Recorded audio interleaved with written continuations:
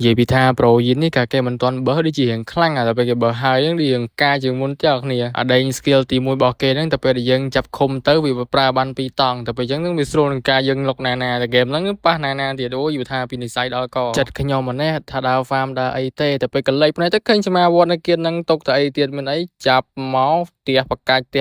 ទៅណាណាអស់ប៉ាស៊ីវគេចង់បាញ់ផ្លែមសុតរីគេនេះមិនងាប់អញ្ចឹងចង់រ